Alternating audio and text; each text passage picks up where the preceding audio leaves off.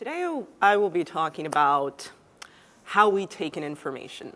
So a lot of the ways that we process information in today's current climate is very fast and loose, and now we are starting to see some of the results of that fast and loose processing of information, of being able to get 10 seconds, 5 seconds, 3 seconds of information and pictures and videos that only stay around for that amount of time. And I'm going to talk about what we can do from here on out to kind of pay attention to how we communicate and pay attention to how we process and filter our information.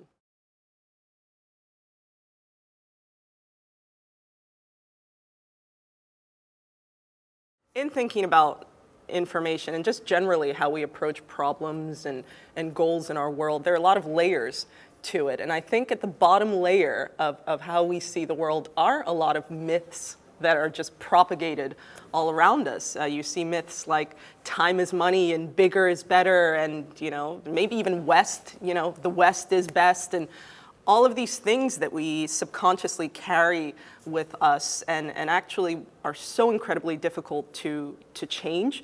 But if we're not even aware of them to begin with, then they continue to cause these same problems and the same kind of issues and the same kind of challenges.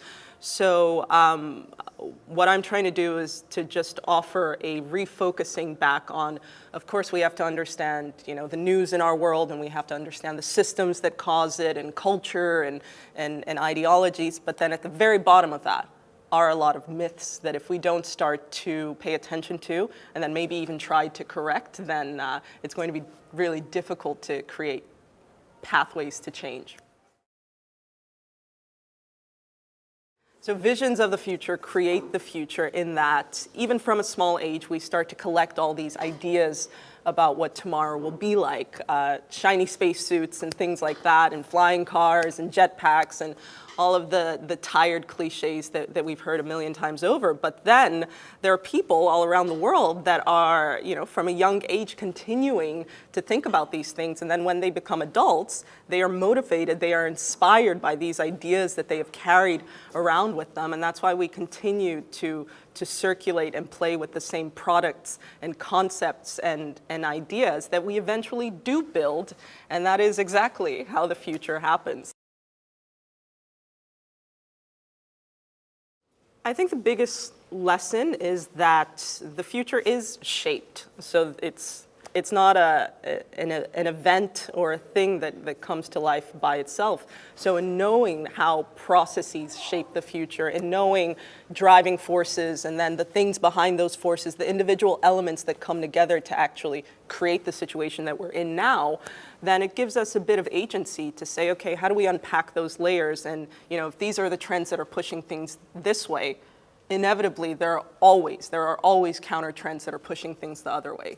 So to move away from looking at just the output and the outcome of the situation that we're in, and to kind of just piece together the inputs.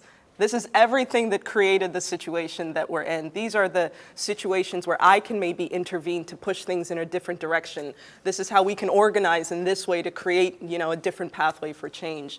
And it's just about having that agency to realize that, we have influence, and that's how the future is created, and we need to be really cognizant of that in the choices that we make and in the everyday lives that we live.